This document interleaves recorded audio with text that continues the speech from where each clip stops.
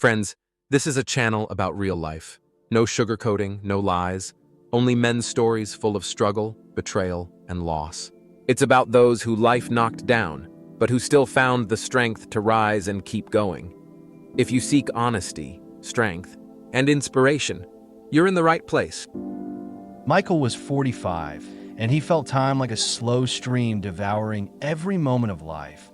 But here in the forest among the pines, and the earthy smell of moss and damp bark, he felt alive again, breathing air, scented with smoke and resin, feeling the warmth of his family. Sarah, beside him, and the laughter of Mark and Lily running around the tree, climbing the old ladder to the wooden tree house. Michael watched and thought how fast the children were growing, how everything around was changing, and yet, here in this tiny corner of the world, time seemed slow. Every sound of the forest, every rustle of leaves was music, calming him and filling him with anticipation. Something big and strange always lingered on the edge of his consciousness. He felt the gentle touch of wind brushing his face, the subtle movement of sunlight through the mist dancing on leaves, creating patterns that seemed alive, whispering secrets to him. The ground under his feet, soft yet firm, covered with layers of fallen needles and moss, and he sensed the presence of something unseen around every tree, every shadow. The morning was foggy and cold. Michael woke first, feeling his heart beat fast. He looked at Sarah sleeping beside him, at the children still dozing in the treehouse, and felt joy. They were all together. Yet at the same time, he was drawn deeper into the forest, where sounds mixed and light dimmed. He heard a familiar bark, yet knew it was not their dog. Michael dressed quietly, went outside. His footsteps echoed in the thick, damp, cold fog. He followed the sound, each step heavier than the last trees reached. Out with branches like hands, shadows ahead seemed alive, watching him. The mist twisted, creating shapes like faces. He shivered, walking deeper, listening to whispers carried on the wind, sounds amplified in the stillness, rustling leaves, snapping twigs, distant echoes of voices from nowhere. Every step, an uncertain journey. He saw a castle among the trees he had never seen before, dead and abandoned outside. Yet inside, light flowed from windows like rivers of warmth. Michael felt fear, but could not stop. Something unknown called him step by step.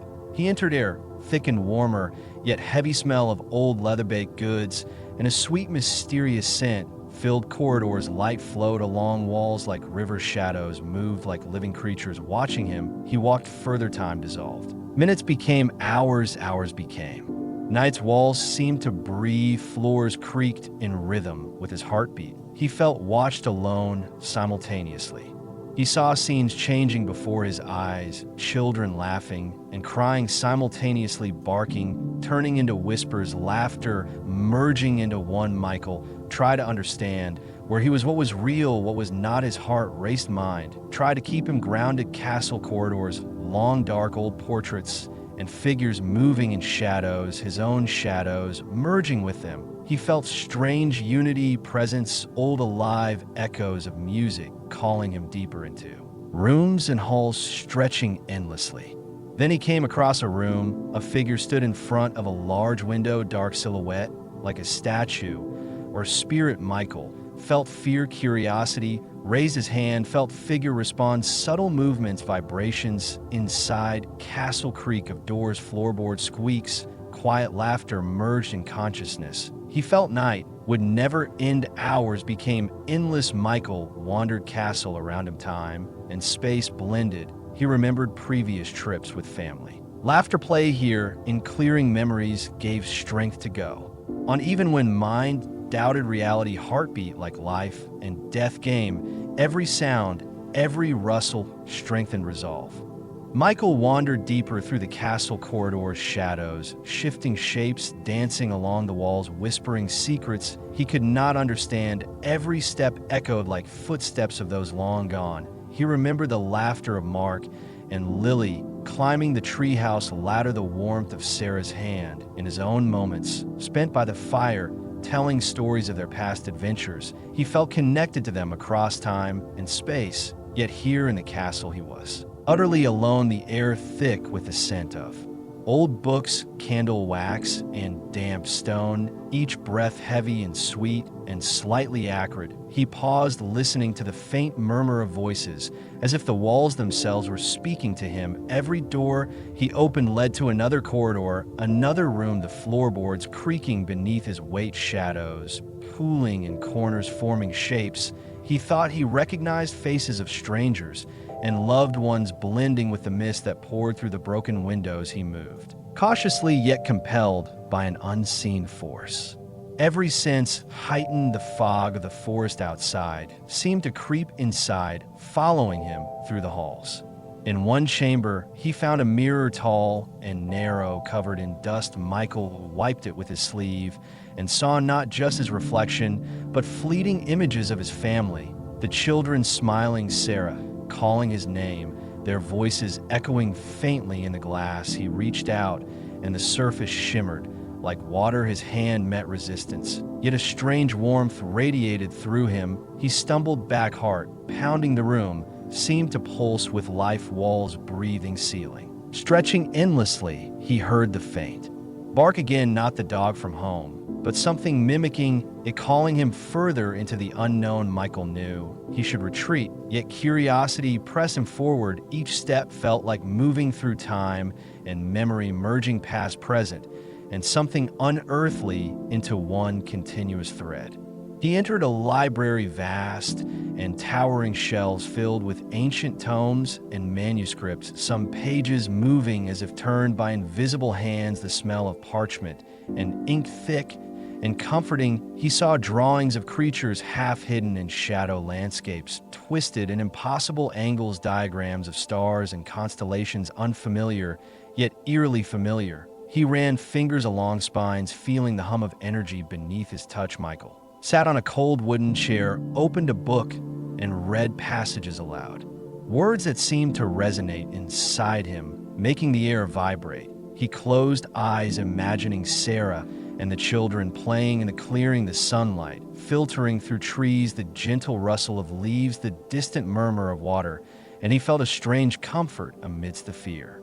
Time lost meaning as he wandered from room to room, halls twisting and folding on themselves. He encountered statues frozen in mid-motion, their eyes seeming to follow him, lips parting to whisper secrets of the castle. Each corner revealed new visions, shadowy figures gliding silently across floors, invisible yet palpable whispers in ears. He could not locate the source of the bark, repeating over and over, urging him onward, every shadow a challenge, every light a promise. Michael felt himself stretching between reality and dream, between memory and the present. The castle seemed alive, feeding on his awareness and giving back glimpses of truths he could not name.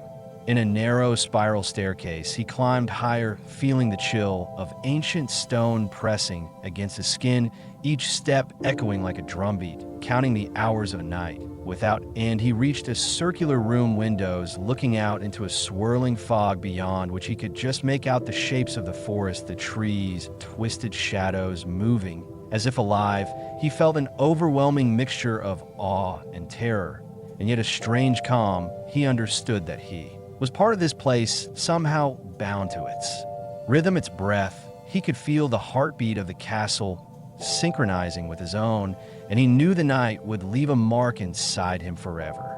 Michael descended from the spiral staircase into a hall dimly lit by flickering torches. The shadows on the walls twisted and merged, forming shapes that seemed alive. He heard distant whispers, laughter, crying, and the faint bark urging him onward. He paused, remembering Sarah's gentle voice, calling him for breakfast, Mark, and Lily running across the lawn, playing games. He felt a pang of longing for the warmth of home, and yet he could not leave the castle. Its pull too strong, drawing him deeper into the labyrinth. Every step taken felt predestined, every turn a test of courage and perception. The air was thick and moist, carrying scents of earth, stone, and the faint sweetness of something he could not identify. He reached a wide chamber filled with broken furniture, tapestries torn and hanging from the walls, dust motes dancing in the torchlight like tiny spirits. He moved carefully, listening to the echoes of his own footsteps and the distant murmurs that seemed to come from the very walls.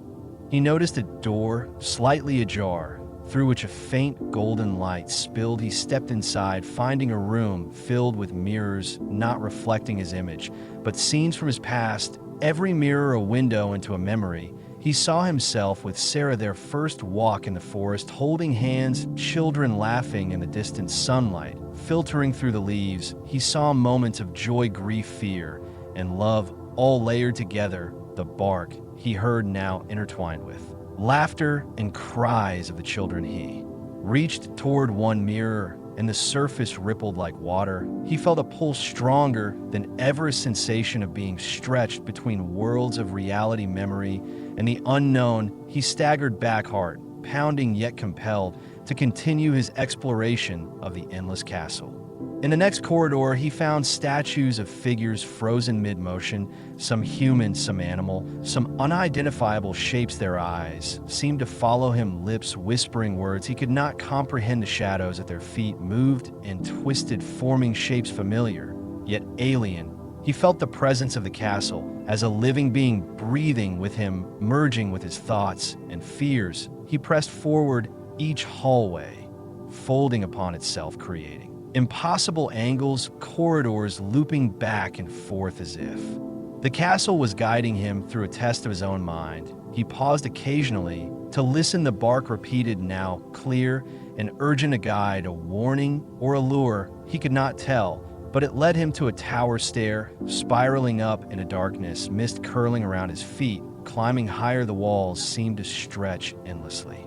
At the top of the tower, he entered a circular room, the windows looking out into thick, swirling fog, beyond which the forest appeared alive, shadows moving like creatures of mist, the wind carrying distant voices, whispers of the castle, its history of visitors long gone. Michael felt awe and fear mingling with a strange serenity. He closed his eyes, envisioning Sarah and the children. He imagined them safe in the clearing, their laughter mingling with the sounds of the forest. He felt connected to both worlds simultaneously, the castle within him and the world outside. He understood that this night would leave an indelible mark on his spirit, shaping his perception forever. He walked to the center of the room, standing before the window, fog curling around his hands, the bark echoing one last time inside him, a reminder of the threshold he had crossed between reality and something beyond. Michael stepped out of the castle into the dense fog of the forest, the air cold and damp, his breath visible in the dim light. He looked around, the trees twisted into strange shaped shadows, stretching like long fingers. The path back seemed uncertain yet familiar. He walked slowly, every step feeling the echo of the castle inside him. The bark he heard one last time, a memory and a guide blending with the distant laughter of his children. He felt the pull of home, and yet knew he had crossed a threshold, never to return to the man he had been before. He reached the edge of the forest, and the roadside appeared as if from nowhere, the familiar shapes of the trees and the glimmer of moonlight reflecting on the leaves. He saw his house in the distance, Sarah, Mark, and Lily moving inside. Yet they seemed ordinary, unknowing, unaware of the night he had endured. The castle still lingered his mind, every shadow, every sound, every whisper etched into his memory. He felt a strange loneliness, knowing that the experience he had was beyond explanation, beyond belief, and yet it had changed him forever.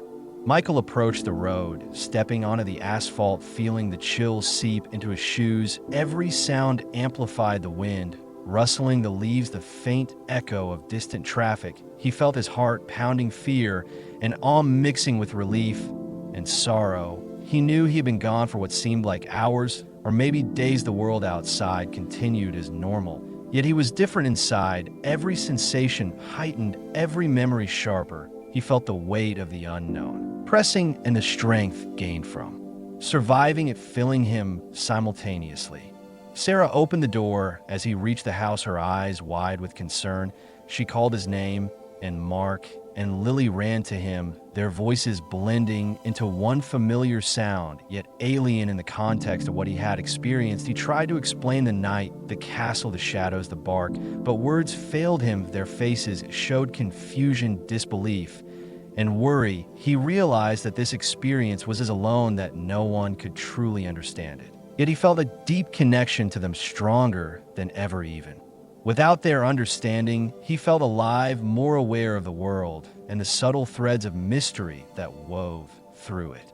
Michael settled that night in his room, staring at the ceiling, listening to the distant sound of the forest, the mist rolling in from the window. He felt the presence of the castle in every corner of his mind, every shadow reminding him of what he had faced. He reflected on fear, encouraged the thin line between reality and imagination, the profound impact of moments that change a life forever. He closed his eyes, breathing deeply the memory of the bark, the fog, and the twisted corridors of the castle.